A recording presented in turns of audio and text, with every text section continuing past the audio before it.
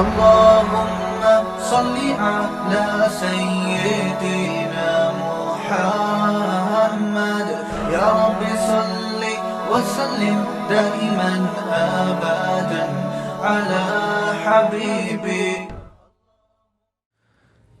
کہ وہ شخص اسلام کی مٹھاس چکھ لے گا، اسلام کا ذائقہ چکھ لے گا، جو اس بات پہ راضی ہو گیا کہ اللہ میرا رب ہے، اسلام میرا دین ہے اور محمد صلی اللہ علیہ وسلم میرے نبی ہیں.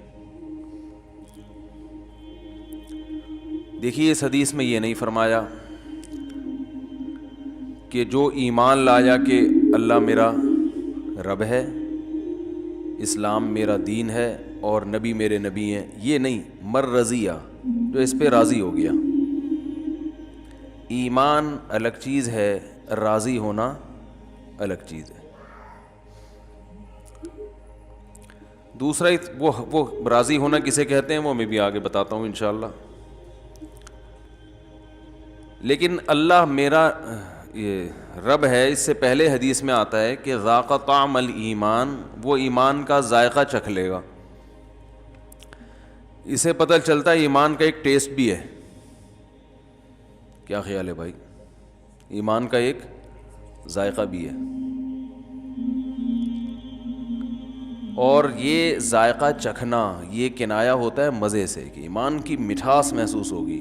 یعنی اس میں اشارہ ہے کہ وہ ذائقہ مزیدار ہے، وہ کڑوا ذائقہ بولو بھائی نہیں ہے. تو اس سے پتہ چلتا ہے ایمان تو بڑے مزے کی چیز ہے بھائی، اسلام بڑے مزے کی چیز ہے.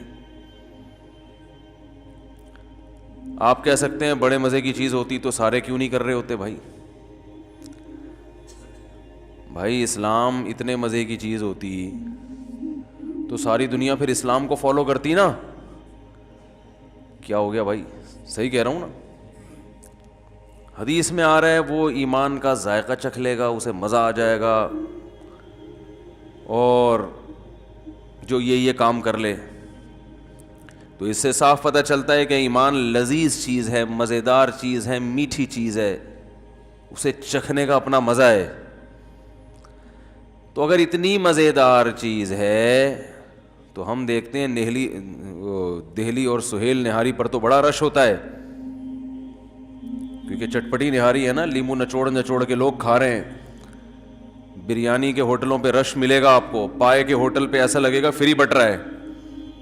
سینما گھروں کے باہر رش ملے گا، فجر کی نماز میں پبلک مارکیٹ سے شارٹ.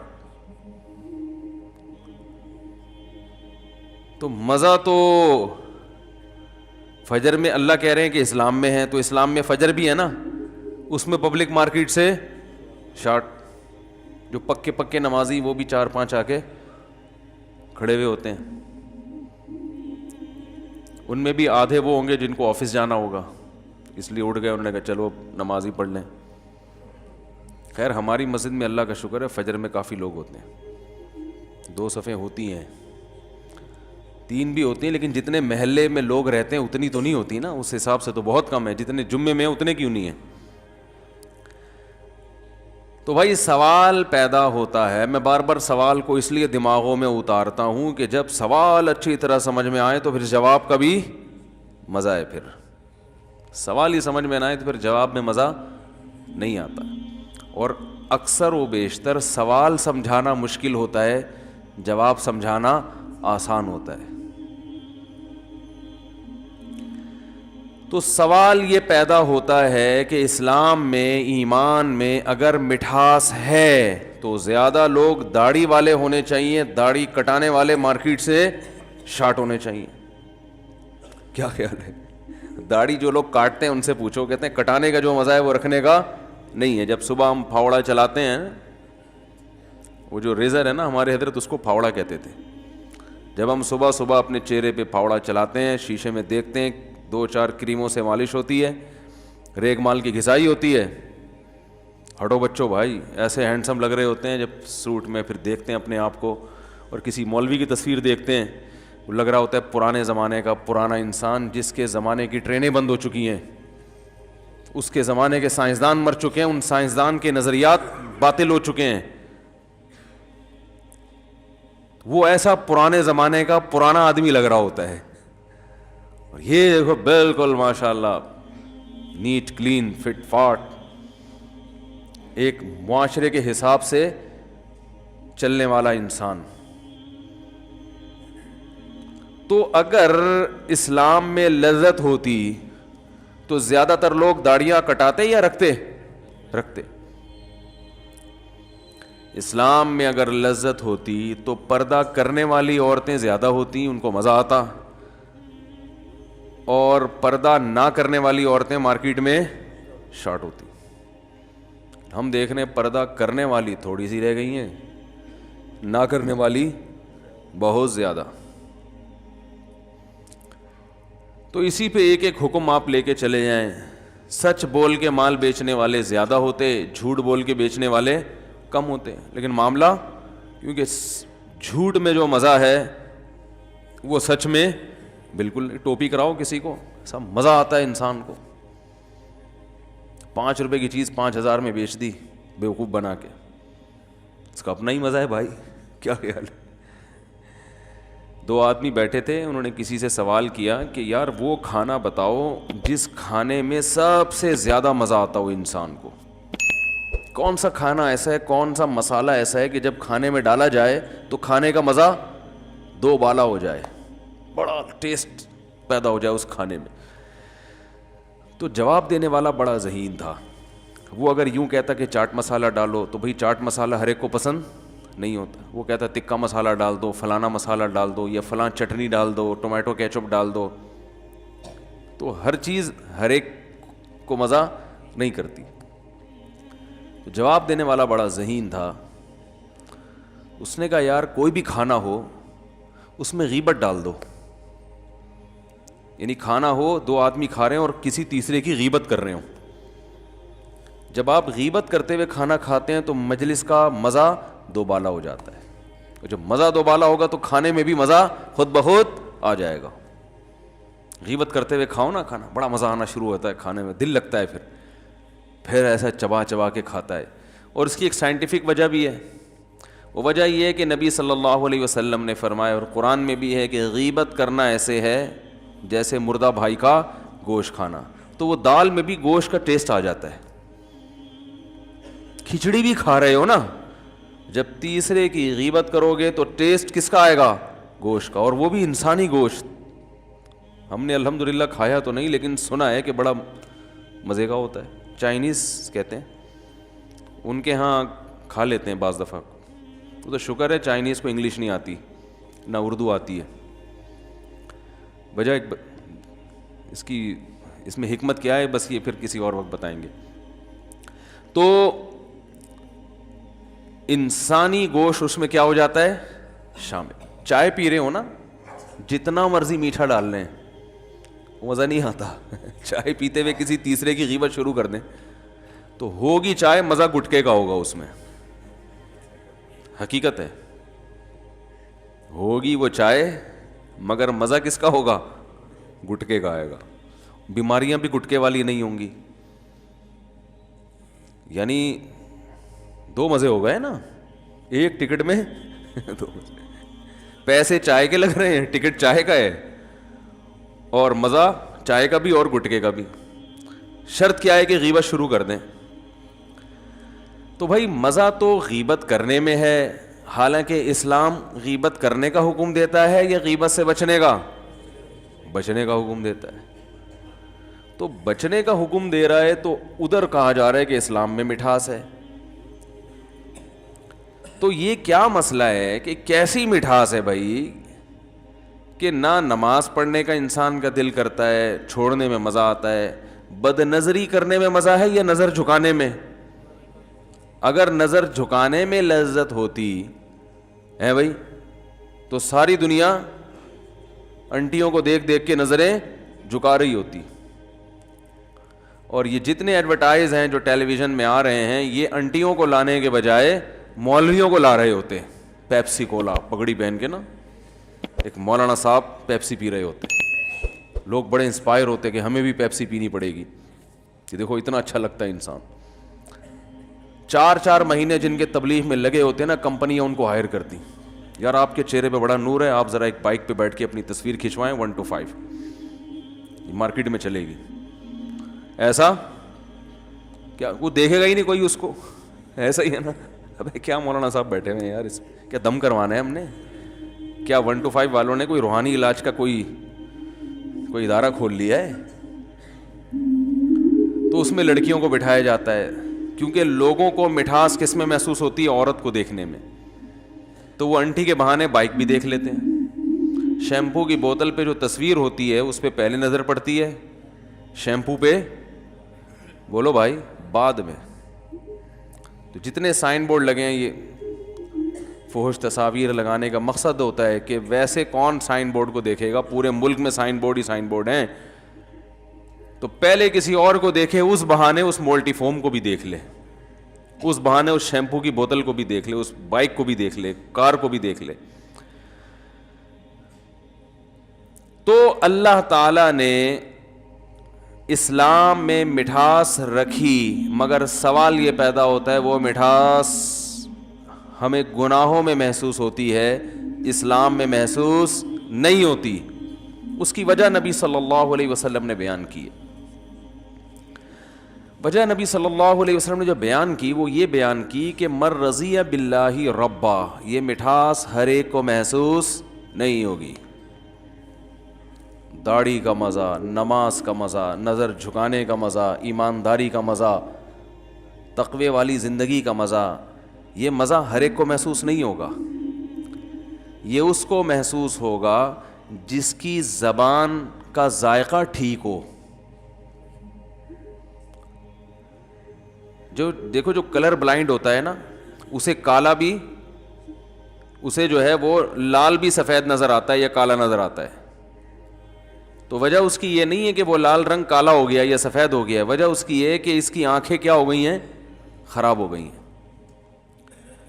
تو آپ صلی اللہ علیہ وسلم نے فرمایا مر رضی باللہ ربا, ہم لوگ اللہ اس کے رسول پر ایمان لائے ہیں, دل سے راضی نہیں ہوئے. راضی ہونے میں اور ایمان میں کیا فرق ہے؟ دیکھو یہ فرق ہے کہ آپ کسی کی خدمت کرتے ہیں اس لیے کہ اس کی آپ کو تنخواہ ملتی ہے. خدمت تو آپ کریں گے لیکن اس خدمت میں آپ اس پہ خوش نہیں ہوں گے. جہاں آپ کو یہ خطرہ ہوا کہ تنخواہ نہیں ملے گی, آپ کام چھوڑ کے بولو بھائی بھاگ جائیں گے. آپ کو ایک گڑھا کھودنے کے لیے کام پہ لگایا ایک مزدور کو, اور کہا کہ بھائی 1 دن کی میں 1000 روپے دہاڑی دوں گا. آپ نے گڑھا کھودا اور آپ کو یہ اندازہ ہو گیا کہ یہ دہاڑی پی جائے گا, یہ مجھے 1 روپیہ بھی نہیں دے گا. آپ کرو گے کام آگے؟ بالکل نہیں کرو گے, چھوڑ کے بھاگ جاؤ گے. آپ اس لیے کر رہے تھے کہ اس کا آپ کو معاوضہ ملنے والا تھا. اور ایک مزدور وہ ہے, ایک خدمت گزار وہ ہے جو آپ کو خوش کرنے کے لیے کام کر رہا ہے, اس کو آپ سے محبت ہے. وہ تلاش کر رہا تھا کہ کسی دن آپ کی خدمت کا موقع ملے, موقع مل نہیں رہا تھا کیونکہ وہ آپ سے محبت کرتا ہے. لوگ کہتے ہیں نا بھائی کبھی ہمیں بھی تو کسی کام کا کہہ دیا کرو, ہم کیا غیر ہیں؟ یہ کہنے والا ملازم نہیں ہوتا, کوئی کمپنی کا امپلائی نہیں ہوتا کہ وہ مینیجر سے کہہ رہا ہو سر ہمیں بھی کبھی کوئی کام کہہ دیا کریں. وہ کہتے ہیں سر چھٹی چاہیے, آپ کبھی چھٹی نہیں دیتے. یہی کہے گا نا وہ, سر کبھی ہمیں بھی چھٹی دے دیا کریں, سر اس سے بھی تو کچھ کام لے لیا کریں, ہم ہی سے سارا کام لیتے ہیں. یار دیکھو مختلف اداروں میں یہی شکایتیں ہوتی ہیں, یار کام سارا میں کرتا ہوں, پیڑے وہ کھا رہا ہے. یہی ہوتا ہے نا بھائی, کام سارا کون کرتا ہے؟ میں کرتا ہوں. بہویں کیا کہتی ہیں, 5-6 بہویں ایک گھر میں اگر اتفاق سے ہوں تو ویسے وہ اسرائیل ہے. پھر اس کا مطلب ہے وہ ملک کیا ہے, وہ اسرائیل ہے. جنگ ہو رہی ہے, وہ متنازع ہے, وہ کبھی بھی مسئلہ حل, جس گھر میں اتنی ساری بہویں اور ساس اکٹھی ہوں تو وہ مسئلہ کشمیر کی طرح کبھی بھی حل نہیں ہوگا, اور اقوام متحدہ بھی اس مسئلے میں دلچسپی نہیں لے گی. حقیقت بتا رہا ہوں. وہ فلسطین کا مسئلہ ہے اور وہ کشمیر کا مسئلہ ہے. اس میں یونائٹڈ نیشن بھی پیچھے ہٹے گی, بھائی یہ بہت خطرناک مسئلہ ہے, اس میں ہمیں ذرا بھی دلچسپی, اس سے ہم ٹوٹ بھی سکتے ہیں. تو اب وہاں کیا ہوتا ہے کہ اکثر پھڈے بہوئیں میں آپس میں ہو رہے ہوتے ہیں, کام سارا میں کرتی ہوں, تعریفیں اس کی ہوتی ہیں بھائی ہم تو خدمت کر کر کے تھک گئے, لیکن آج تک ساس کے منہ سے 2 بول ہماری تعریف میں نہیں نکلے. تو وجہ کیا ہے کہ یہاں خدمت کا معاوضہ چاہیے. یہ محبت میں نہیں ہو رہی خدمت, کہ بہو کو ساس سے چونکہ بے پناہ عشق اور محبت ہے, وہ اس پہ راضی ہے کہ یہ میری ساس بن گئی. میں تو عرصے سے کوشش میں تھی کہ یہ میری ساس بنے. اس کی کوشش میں تو ہوتی ہے کہ ان کا بیٹا میرا میاں بنے, لیکن اس کی اماں میری ساس بنے, اس کی کوشش نہیں ہوتی. سمجھ میں آ رہی ہے بات؟ یعنی خواتین کی کوشش یہ تو ہوتی ہے یہ میرا میاں بن جائے تو کتنا اچھا ہو, لیکن اس کی بہنیں میری نند بنے, نندی کہتے ہیں نا شوہر کی بہن کو, اور اس کی اماں میری ساس بنے, یہ کسی عورت کی خواہش نہیں ہوتی. لیکن اتفاق سے کوئی ایسی خاتون پیدا ہو گئی جو اس کوشش میں تھی کہ یہ عورت اتنی اچھی ہے, کاش یہ میری ساس بن جائے, اس کا بیٹا میرا میاں بنے نہ بنے, اصل چیز کیا ہے کہ یہ میری ساس بن جائے. اتنی محبت. فرض کرنے میں کوئی گورنمنٹ کی طرف سے پابندی تو نہیں ہے نا, اس پہ کوئی ٹیکس تھوڑی لگتا ہے, خوش تو ہو سکتا ہے نا انسان. لوگ کہتے ہیں ایسی عجیب سی مثالیں دے رہے ہیں جو مارکیٹ میں ہے ہی نہیں, تو اس لیے دے رہا ہوں کہ چلو یار حقیقت میں نہیں ہے, فرض کر کے خوش ہو جاؤ. کیا خیال ہے؟ مثالیں تو اور بھی ہیں میرے پاس, لیکن وہ مثال جو ہماری ڈپریشن میں کمی کا ذریعہ بنے وہ سب سے بہترین مثال ہوتی ہے. اس میں بھی ایک ٹکٹ میں مثال کی مثال ہوگی اور سکون بھی مل گیا. تھوڑی دیر کے لیے تصور کر لو کہ کسی بہو کو ایک عورت سے بڑی محبت ہو گئی, اس کی نورانیت اور اس کی عبادت دیکھ کے اور ویسے ہی اس کے اخلاق دیکھ کے, اور اب اس کو اس کے بیٹے سے شادی اس لیے نہیں کر رہی کہ اس کا بیٹا میرا شوہر ہو, بلکہ اس لیے کر رہی ہے کہ اس کی ماں میری کیا بن جائے, ساس بن جائے. میری ماں کا انتقال ہو گیا ہے تو میں ماں لیس زندگی گزار رہی ہوں, مجھے ایک اپنی ماں جیسی ماں چاہیے, اور مجھے اس عورت میں اپنی ماں کی ممتا اتفاق سے نظر آتی ہے. صحیح ہے نا؟ اب اس کو جب اس نے ساس بنایا تو وہ تو کوشش میں تھی کسی طرح مجھے اس کی خدمت کا موقع ملے. تو اس ساس کو ہم کہیں گے کہ یہ اپنی ساس پہ راضی ہے, یعنی اس پہ راضی ہے کہ یہ میری ساس بنے, اس پہ خوش ہے, یہ سمجھ رہے ہیں, اس پہ یہ خوش ہے, مطمئن ہے. اسی کے حصول کے لیے تو اس نے نکاح کیا اس کے بیٹے سے. اب چونکہ ہوتا ایسا نہیں ہے, ساس بہو کے جھگڑے کیوں ہوتے ہیں؟ عورت کو ساس گریبی میں ملی ہوتی ہے, شادی اس نے کی تھی اس کے بیٹے سے کہ یہ والا میاں ملے گا گریبی میں. بھائی جب وہ بھی تو کسی کا بیٹا ہے نا, وہ کوئی عیدی سینٹر میں تھوڑی دریافت ہوا تھا, وہ ہے بھائی یہ سب چیزیں تو شادی سے پہلے سوچنی چاہیے تھی نا. میں غلط کہہ رہا ہوں؟ خاتون کہتی ہیں یہ کیسی سانس مل گئی مجھے, کیا مل گئی؟ تو بھائی جب آپ کسی سے نکاح کرو گی تو وہ کوئی عیدی سینٹر میں تھوڑی پیدا ہوا ہے کہ اس کا کوئی ابا نہ ہو, اس کی اماں نہ ہو.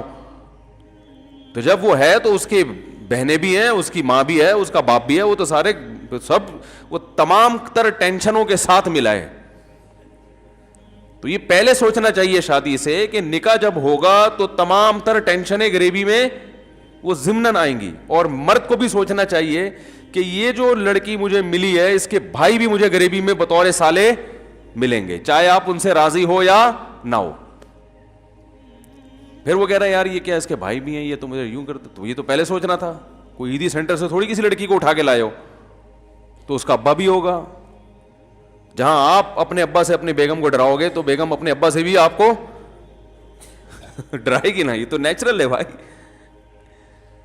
تو اب یہاں جو میاں بیوی ایک دوسرے کو مل رہے ہوتے ہیں تو وہ ایک دوسرے سے راضی ہوتے ہیں, یعنی خوشی سے ملے ہوتے ہیں.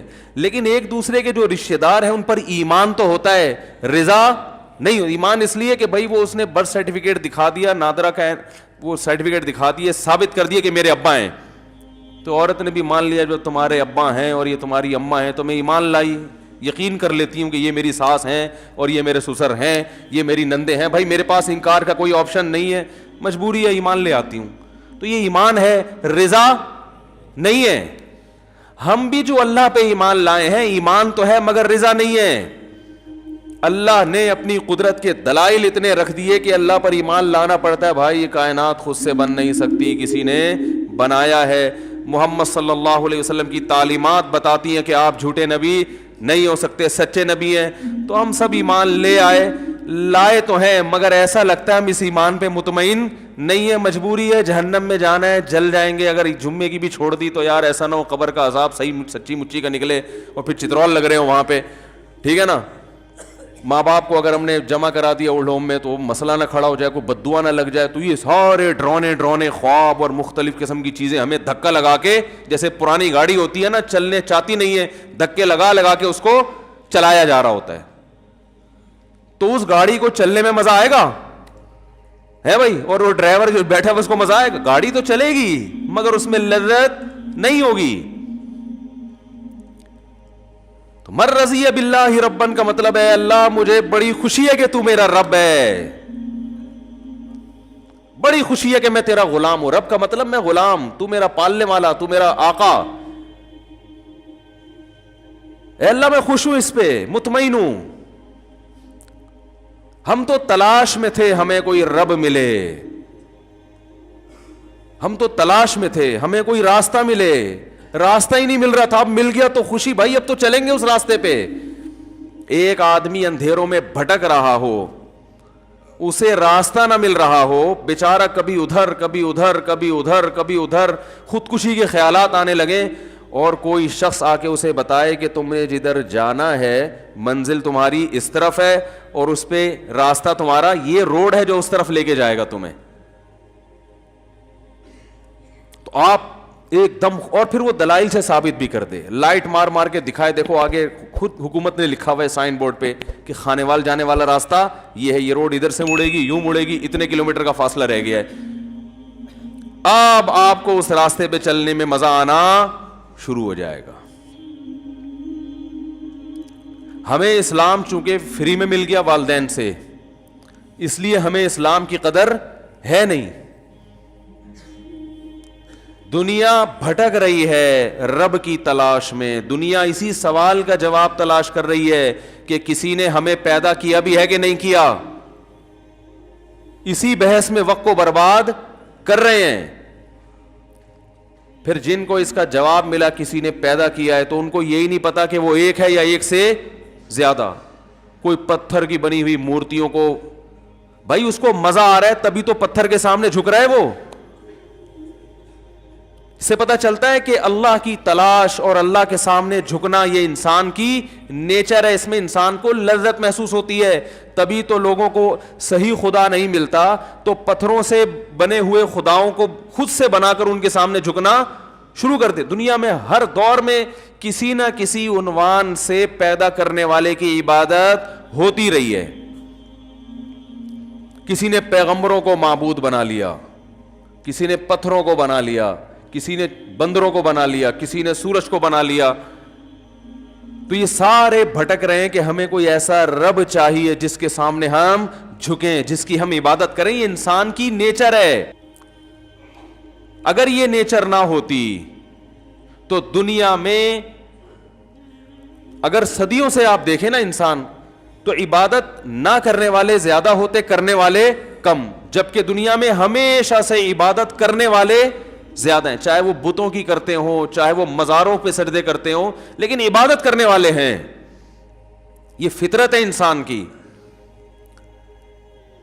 تو محمد صلی اللہ علیہ وسلم نے اس انسانیت پہ یہ احسان کیا کہ انہیں صحیح خدا کا پتہ بتا دیا, صحیح رب کا ایڈریس بتا دیا, یہ ہے, اور دلائل سے ثابت بھی کر دیا.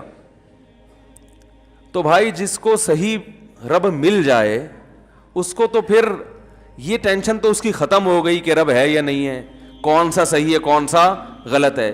اس کو تو راستہ مل گیا نا. اب اسے تو اس کو منانے میں مزہ آئے گا یا ٹینشن ہوگی؟ مزہ آئے گا بھائی. اس کو کہتے ہم تو تلاش میں تھے.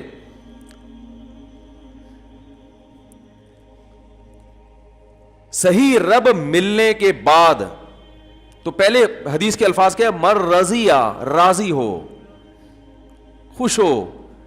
یہ نہ ہو کہ یار پتہ نہیں کیوں پیدا ہو گئے مسلمان گھروں میں, انگریز پیدا ہوتے تو کتنا مزے کی زندگی تھی.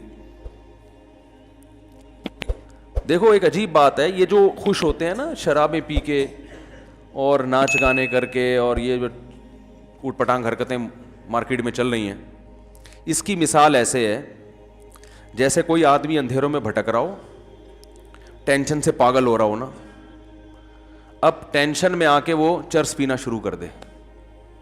اکثر ٹینشن والے لوگ چرس پیتے ہیں نا, ہائے ہائے ہائے, کاش یہ مثالیں سمجھ میں آ جائیں آپ لوگوں کی. میں تو سوچ رہا ہوں اپنی مثالوں کا نا مسالوں کی طرح ایک ڈبہ بنا کے مارکیٹ میں, ایک کمپنی بنا کے مارکیٹ میں پھینکوں, کیونکہ ان مثالوں میں مسالوں سے زیادہ لذت ہے. مجھے مثال دینے میں اتنا مزہ آتا ہے, پتہ نہیں آپ لوگ کو سننے میں آ رہا ہے کہ نہیں آ رہا. دیکھو ایک مثال سے بعض دفعہ بات ایسی واضح ہو جاتی ہے کہ اس کا خصم کے پاس جواب نہیں ہوتا, کیونکہ پروپیگنڈے کا دور ہے نا. اتنا پروپیگنڈا کیا ہے, اتنا پروپیگنڈا کیا ہے آج مغربی دنیا نے, لبرل لوگوں نے, کہ اسلام کو سمجھنا مشکل بنا دیا ان کمبختوں نے.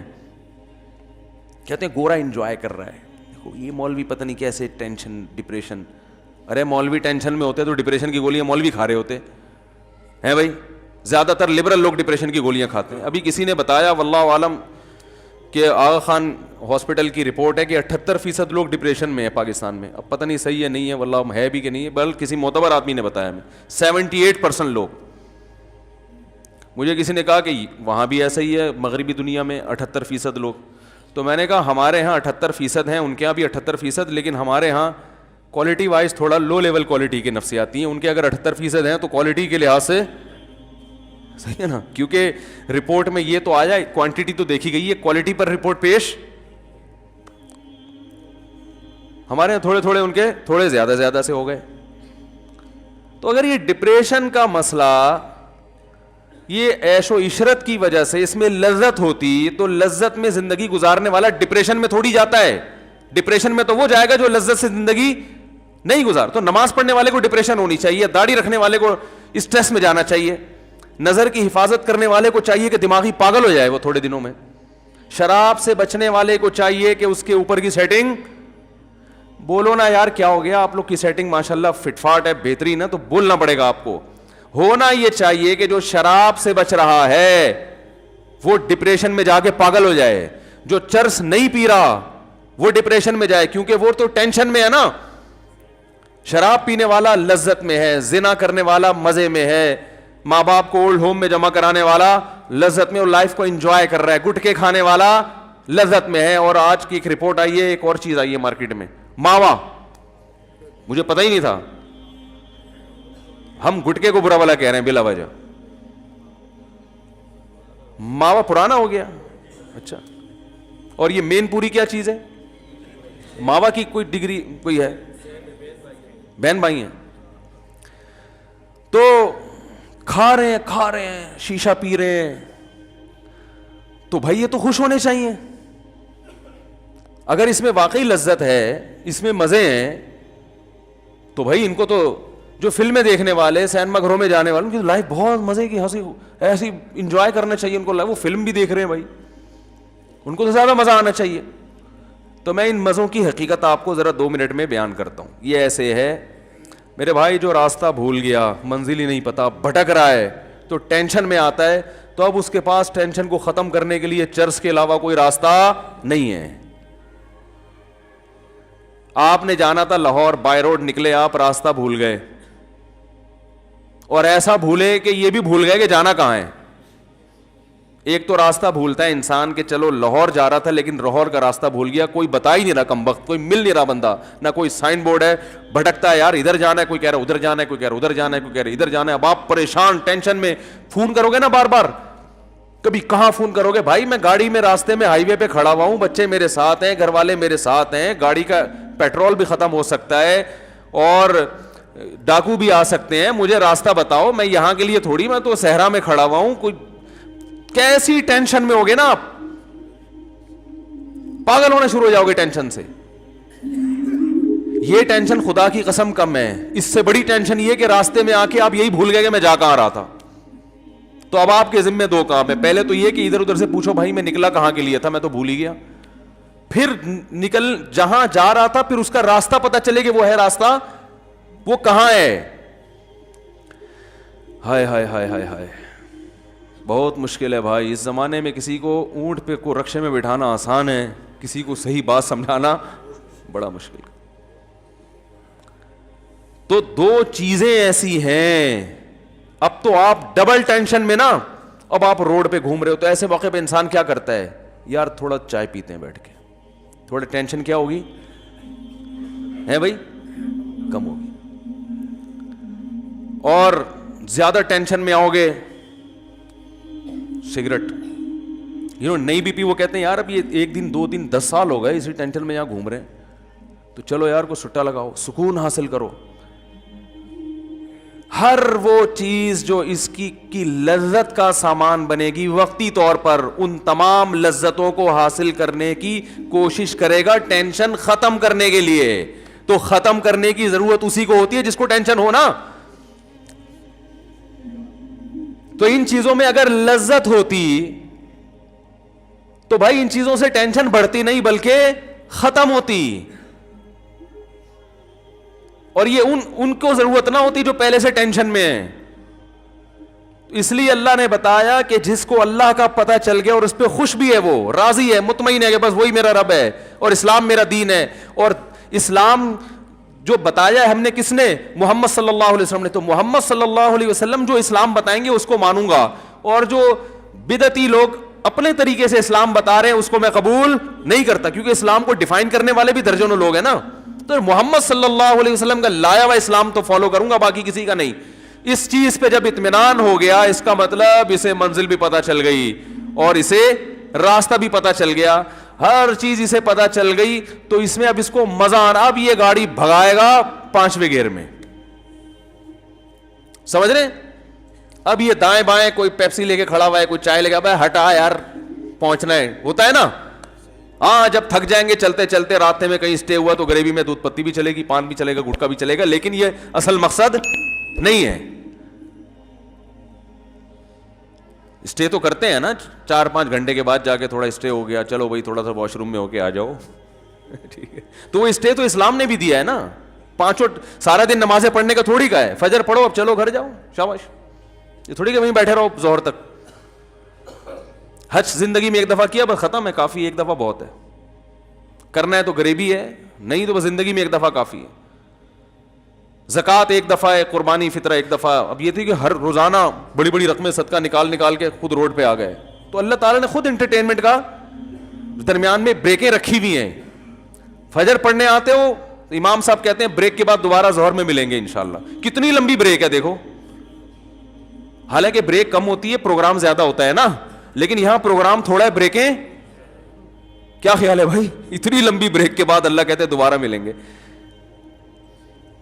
تو وہ 5 ٹائم نماز پڑھنا مشکل ہو رہا ہے, نماز 5 ٹائم پڑھنا, وہ بریکیں جو ہے نا اتنی لمبی لمبی بریکیں, وہ بریکوں کو اصل بنا لیا اس نے. یہ ایسے ہی ہے جیسے ٹی وی میں کوئی پروگرام آ رہا ہو, کوئی ڈرامہ آ رہا ہو, اس میں ڈرامہ تھوڑا رہ گیا اور بریکیں زیادہ. ہر 2 منٹ کے بعد کہتے ہیں بریک کے بعد ملتے ہیں. تو انسان کہے گا بھائی اس ڈرامے کا نام بریک رکھو, بریک. یہ ڈرامہ نہیں ہے, اصل ڈرامہ ہے, اصل تو بریکیں ہیں, ایڈورٹائزمنٹ ہے, اس میں تھوڑے تھوڑے ڈرامہ ڈالا ہوا ہے. جیسے دودھ میں آج کل پانی میں تھوڑا سا دودھ ڈال کے بیچ دیا جاتا ہے نا, پانی میں تھوڑا سا کیا دودھ کا تڑکا لگا دیتے ہیں آج کل کہ بھائی چلو سفید ہو گیا تو پیو, کیلشیم سے بھرپور, ٹھیک, وائٹامن سے. تو اب کیا ہوگا کہ جب آپ کو پتا چل گیا کہ بھائی جانا کہاں ہے اور راستہ کون سا ہے, تو آپ چونکہ وہاں خوشی خوشی جا رہے ہیں, کوئی پھانسی کے پھندے پہ لٹکنے کے لیے تھوڑی جا رہے ہیں, پھر آپ کی اسپیڈ کیا ہو جائے گی, تیز. پھر آپ ممکن ہے چائے بھی پی لو راستے میں, تھوڑا کہیں اتر کے تھوڑا سا گھوم پھر بھی لیے, لیکن وہ آپ کا مقصد نہیں ہوگا. اصل جو فکر ہوگی آپ کی منزل. اور تو جب آپ کو منزل کا پتہ ہو اور آپ کو راستے کا بھی پتہ ہو, تو پھر اس راستے پہ چلنے میں جیسے جیسے منزل قریب آئے گی آپ کی ٹینشن بڑھنے کے بجائے کم ہوتی چلی جائے گی.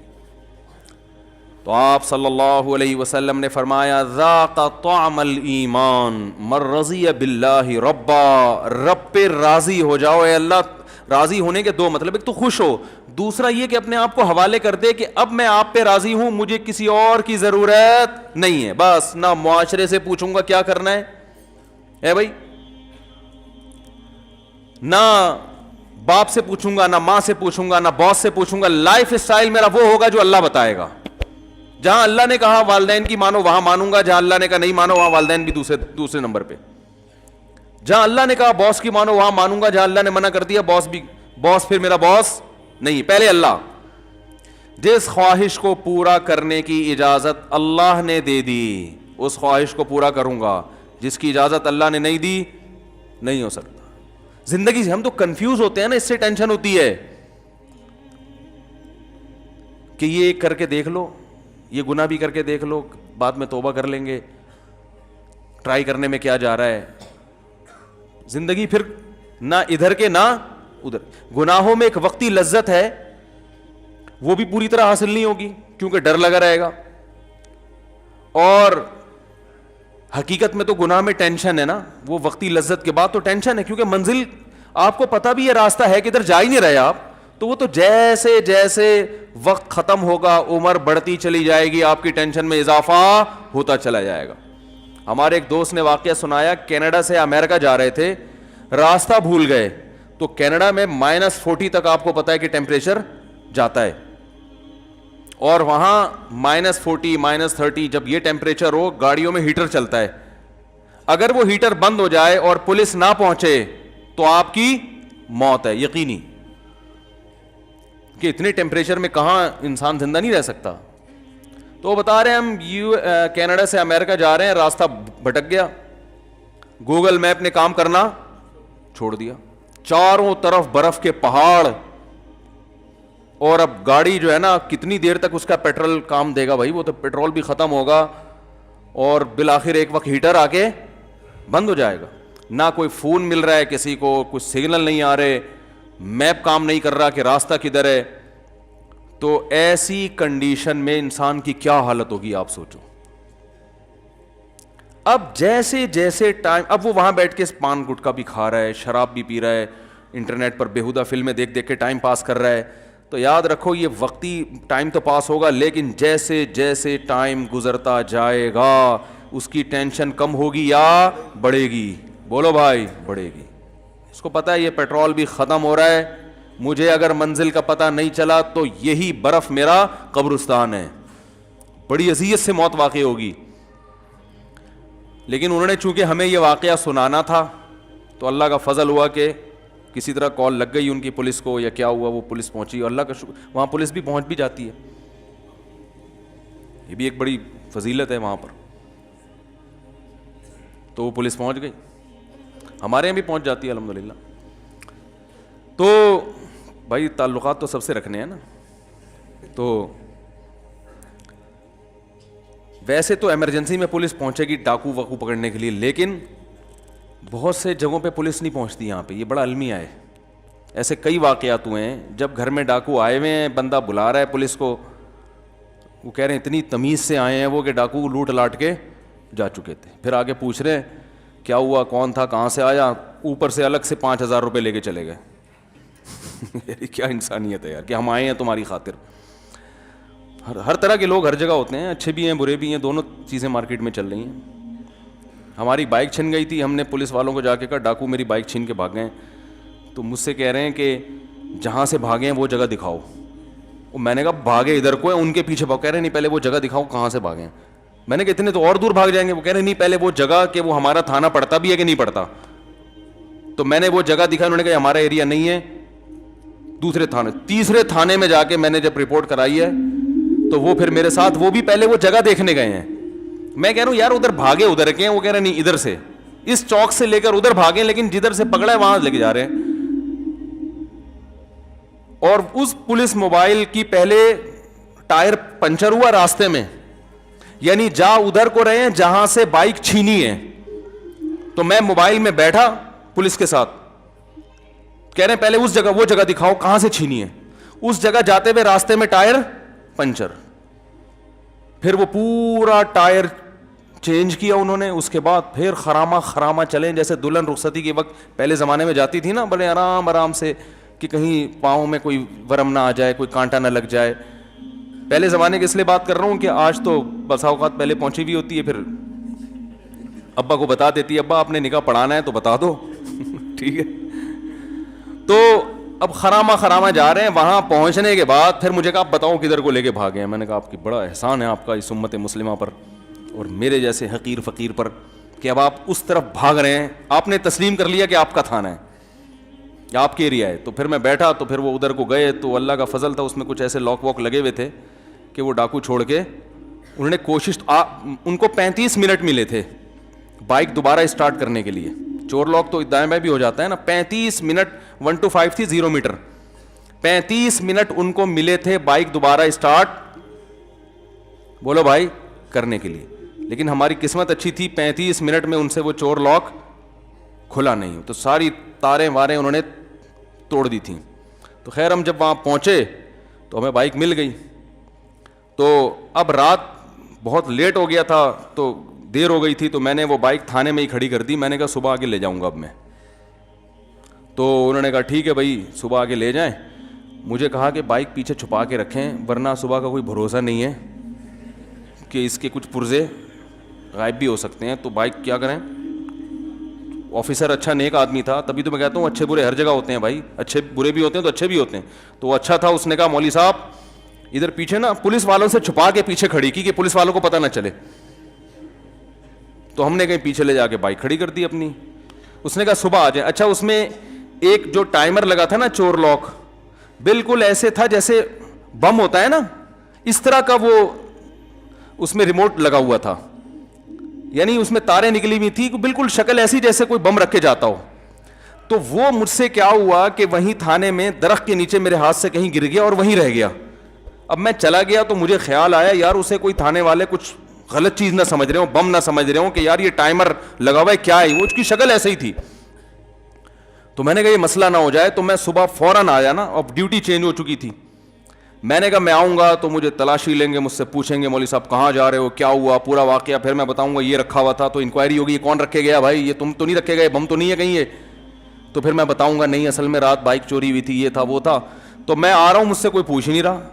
2 آدمی پولیس والے وہیں کھڑے ہوئے ہیں, درخت کے نیچے وہ بم ٹائپ کی چیز رکھی ہوئی ہے. میں گیا آرام سے اٹھا کے لے آیا, کسی نے مجھ سے نہیں پوچھا. میں نے کہا یار سیکیورٹی کا یہ عالم ہے کہ بم رکھ کے جاؤ, نہیں پھٹے تو واپس لے آؤ. اتنی سہولت ماشاءاللہ ہمیں پولیس نے ہے بھائی, بظاہر ایسا ہی لگ رہا ہے. کیا حال ہے بھائی. اور یہ واقعہ بھی ہوگا 2005 کا واقعہ بیان کر رہا ہوں, جب حالات بہت خراب چل رہے تھے. 2004 یا 5 کا واقعہ ہے. میں نے کہا کیا مزے ہیں یار, تھانے میں بندہ جا رہا ہے, وہ پولیس والوں کے سامنے سے ایک چیز اٹھا کے لا رہا ہے, پوچھ ہی نہیں رہے بھائی کیا ہے مولوی صاحب, کون ہو, کہاں سے آئے ہو, کیا اٹھا رہے ہو, کیا رکھ کے جا رہے ہو. وہ تو کچھ بھی نہیں تھا, وہ تو ٹائمر تھا وہ چور لاک کا کہ اتنی سیکنڈ کے بعد جو ہے نا وہ لاک خود بخود ہو جائے گا. میں نے کہا بڑے مزے آئے ہوئے یار. لیکن بہرحال ہر طرح کے ہوتے ہیں. وہ بھی تو اچھا تھا نا جس نے مجھے کہا کہ گاڑی پیچھے رکھو, وہ تو حفاظت ہی کر رہا ہے نا, ورنہ وہ پہلے وہی چیزیں نکال لیتا تو کیا ہوتا. خیر جلدی سے بات کو سمیٹ کے ختم کرتا ہوں. تو بھائی اللہ کو پہ راضی ہو جائیں اللہ ہونے کے لحاظ سے کہ ہمیں رب چاہیے تھا جو ہمیں الحمدللہ مل گیا, لیکن اس سے بات مکمل ہوتی نہیں ہے. رب کے بعد ہمیں چاہیے ہوتا ہے کہ رب کو تو بہت سی دنیا مانتی ہے, لیکن رب نے کس کو نمائندہ بنایا یہ بتانے کے لیے کہ رب کا پیغام پہنچائے گا کون, تو اس کے لیے محمد صلی اللہ علیہ وسلم پہ راضی ہو جائے کہ نبی صلی اللہ علیہ وسلم, محمد صلی اللہ علیہ وسلم کے علاوہ کسی کی بات کو اللہ کی طرف منسوب نہیں کروں گا. پتھر پہ لکیر بن جائے گا نبی کا فرمایا ہوا. جب کہہ دیا غلط ہے تو غلط, جب سود کو حرام کر دیا تو حرام ہے, جب نبی نے کہہ دیا داڑھی بڑھاؤ مونچھیں گھٹاؤ تو داڑھی بڑھانا ہے. اب اس میں مختلف قسم کے جدید پروفیسروں کی باتوں میں آ کے کہ ایکچولی یوں تھا تو ایکچولی یوں تھا تو اصل میں تو اس زمانے میں, او بھائی نبی کا حکم ہے. جب کہہ دیا کہ نظر کی حفاظت کرو تو نظر کی حفاظت کرنی ہے. جب کہہ دیا کہ سودی بینک میں جاب حرام ہے, سود کا لکھنے والا سود کا دینے والا, سود لینے والا, سود پہ گواہ بننے والا, چاروں پر لعنت ہے. تو بھائی سودی بینک میں آپ کے لیے جاب کا آپشن ختم ہو گیا, بس ختم. بحث کر کر کے اپنی عمریں ضائع مت کرو. عورت پہ پردہ فرض ہے تو اس کا مطلب فرض ہے. اب وہ اس بحث میں ایکچولی اس زمانے میں تو یہ تھا, تو اس زمانے میں ٹائم ضائع کرنے کے علاوہ کچھ بھی حاصل نہیں ہوگا. نماز فرض ہے, روزہ فرض ہے, زکات. روزہ فرض کا مطلب کل پیپر دینا ہے تو بھی فرض ہے. جناب پروفیسر غامدی صاحب نے جو یہ ٹیکنیکل پوائنٹ نکالا ہے نا کہ اگر صبح پیپر دینا ہے تو روزہ چھوڑ سکتے ہیں, یہ اپنی خود ساختہ شریعت ہے, یہ محمد صلی اللہ علیہ وسلم کا لایا ہوا دین نہیں ہے. فمن شہید منکم الشہر فلیصم, اللہ فرماتے ہیں جس کی زندگی میں رمضان کا مہینہ آئے گا اس پہ لازم ہے کہ وہ روزہ رکھے. صرف مسافر مریض کو رخصت دی, اس کے علاوہ کسی کو رخصت نہیں ہے, تو رکھنا پڑے گا آپ کو. نماز پڑھنی ہے ہر قیمت پہ. بیمار ہو, کیسے خواتین شاپنگ کرنے جاتی ہیں نماز چھوڑ دیتی ہیں, جہازوں میں نمازیں چھوڑی جا رہی ہیں, بیمار ہو گئے نمازیں چھوڑی جا رہی ہیں, ابا کی طبیعت چونکہ خراب ہے تو نماز. بھائی اللہ نے آپشن نہیں رکھا ہے نماز چھوڑنے کا, پڑھنی پڑے گی آپ کو. بیمار ہو, فالج میں آ گئے, شوگر میں آ گئے, کچھ بھی ہو, طریقہ آسان کر دیا. بھائی کھڑے ہو کے نہیں پڑھ سکتے, بیٹھ کے نہیں پڑھ سکتے, لیٹ کے پڑھو. قضا کرنے کا آپشن نہیں ہے. تو ہم چونکہ کنفیوز ہیں نا, کرنا ہے کہ نہیں کرنا ہے, تو کنفیوز آدمی کسی بھی چیز میں مطمئن نہیں ہوتا. آپ لاہور جا رہے ہیں, آپ کہہ رہے ہیں چلو پہلے کھانے والے جاؤں یا پہلے لاہور جاؤں یا پہلے کوئٹہ کی چکر لگا لوں, تو اور گاڑی اس اسٹائل میں ڈرائیو کر رہے ہو تو گاڑی کی سپیڈ بولو بھائی ہوگی, 5ویں گیئر میں ڈالو گے ہی نہیں آپ. آپ یہی سوچتے رہو گے یار پشاور مناسب رہے گا یا لاہور مناسب رہے گا, یا تو دونوں ایک ہی راستے پہ آ رہے ہو نا, پھر تو ٹھیک ہے. دونوں کا راستہ اگر الگ الگ ہے تو آپ کو کسی بھی سفر میں مزہ نہیں آئے گا. ہم اسلام کو فالو کر رہے ہیں اور اسلام کے علاوہ کفر کا راستہ وہ بالکل اپوزٹ ہے. دونوں راستوں پہ چلنا چاہتے ہیں تو کسی بھی راستے پہ چلنے کا مزہ نہیں آئے گا. تو ایک چیز پہ ڈٹ جائے, من رضی باللہ ربا, اے اللہ تو میرا رب ہے, بس میں اس پہ مطمئن ہو گیا. جو تو کہے گا وہ حرف آخر. وبالاسلامی وبی محمد النبی اور وبالاسلامی دینا, اور نبی صلی اللہ علیہ وسلم جو دین لے کر آئے ہیں اس کا نام کیا ہے؟ بولتے کیوں نہیں بھائی؟ اسلام. بس اسلام, اسلام کے علاوہ کوئی آپشن نہیں ہے. سمجھا پا رہا ہوں اپنی بات؟ پھر مزہ آئے گا اسلام کا انشاءاللہ. پھر ایسا ٹیسٹ ہے نا اسلام میں, ایسی لذت ہے کہ انسان دنیا چھوڑ دے, اسلام چھوڑنے کے لیے تیار نہیں ہوگا. ایسی لذت اللہ نے رکھی ہے اسلام میں, اور لوگوں نے قربانیاں دی ہیں. رسول اللہ صلی اللہ علیہ وسلم نے فرمایا کان ممن کان قبلکم یؤخذ الرجل فیحفر له فی الارض فیؤتى بالمنشار فیوضع على مفرق راسه ثم یجعل شقین ولا یصده ذلك عن دینی. فرمایا پچھلی امتوں میں ایک شخص کو جو اسلام پہ چلتا تھا لایا جاتا تھا, اس کے لیے گڑھا کھود کے اس کو اس میں آدھا دفن کیا جاتا, پھر ایک آڑا لا کے اس کے سر کے بیچ میں رکھ کے اس کے 2 ٹکڑے کر دیے جاتے, مگر وہ اسلام چھوڑنے کے لیے تیار نہیں ہوتا. کیونکہ نیچر ہے نا, انسان کی فطرت ہے یہ. پھر اس پہ جب آپ چلو گے تو آپ کو خوش رہنے کے لیے گٹکوں کی ضرورت نہیں پڑے گی, زنا کی ضرورت نہیں پڑے گی, ڈراموں فلموں کی ضرورت نہیں پڑے گی. آپ کہہ سکتے ہو ہم تو نماز پڑھتے ہیں مزہ نہیں آ رہا. بھائی پہلے عادت ٹیسٹ گین کرنا پڑتا ہے نا.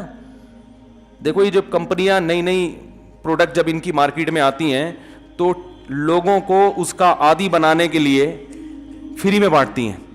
کہتے ہیں نا تھوڑا ٹیسٹ گین ہونے تو. کتنی لذیذ چیز ہو, پہلی دفعہ لذیذ نہیں لگتی انسان کو. وجہ اس کی ہے کہ اپنی عادت خراب کر دی اس نے. شہد مزے کی چیز ہے, اچھا لگتا ہے آج کل بچوں کو. چاکلیٹوں میں زیادہ مزہ ہے, شہد پلاؤ مزہ ہی نہیں آئے گا. پی جائیں گے دیسی گھی پلاؤ, حالانکہ لذت کس میں ہے؟ وہ بھائی دیسی گھی میں. ہمیشہ سے کھاتے آ رہے لوگ, مرتے ہیں دیسی گھی پہ, ملتا نہیں. دودھ میں لذت ہے, وہ نہیں پیئیں گے, چائے پیئیں گے اس کی جگہ. تو آپ نے اپنا ٹیسٹ چونکہ خراب کر دیا ہے تو کچھ دن ٹیسٹ گین, بولتا کیوں نہیں یار, کیا ہو گیا, کرنا پڑے گا. کچھ تھوڑا سا عادت ڈالنی پڑے گی, پھر مزہ آئے گا. آپ کو پتا ہے زیتون ہمارے یہاں نہیں کھایا جاتا, لوگ کہتے ہیں پتہ نہیں عجیب سا کھائے نہیں آ رہا, حالانکہ وہ زیادہ مزے کا ہے. جن کو زیتون کی عادت ہے وہ یہ تیل نہیں کھا سکتے, وہ تو پیتے ہیں بوتلیں بھر کے زیتون کی. تو ہمارا ٹیسٹ منہ کا خراب ہو چکا ہے, ہمیں زیتون اچھا نہیں لگ رہا میں دیسی گھی اچھا نہیں لگ رہا, میں دیسی انڈا اچھا نہیں لگ رہا, آج کل دیسی مرغی اچھی نہیں لگ رہی, دمبے کا گوشت, دمبے کی چربی اچھی نہیں لگ رہی. اب بولیں گے لوگ کیا مثالیں دے رہے بھائی ہیں, تو ہو گیا, کمپلیٹ ہو گیا. اچھا 2-3 منٹ ہیں, وہ چندہ بندہ کر رہے ہیں نا, انہوں نے کہا پہلے کیا کرو ورنہ لوگ بھاگ جاتے ہیں. ہاں سنو تو نیت بات. تو ٹیسٹ گین کرنا پڑتا ہے. کسی بھنگی کو پہلی دفعہ نہلاؤ وہ بے ہوش ہو جائے گا کہ یار یہ کیا, میں صاف ستھرا کیوں ہو گیا ہے, یہ کیا ہو گیا, یہ بدبو ہی نہیں آ رہی. اور بھائی کچھ دن نہا دھو کے سفید کپڑے خوشبو لگا کے اس کو گن پوائنٹ پہ اس کو سروس کروانی پڑے گی تھوڑے دنوں تک. اس کے بعد اس کو اس میں اتنا مزہ آئے گا, وہ کہے گا یار اس گوبر میں تو بدبو تھی, مزہ تھوڑی تھا.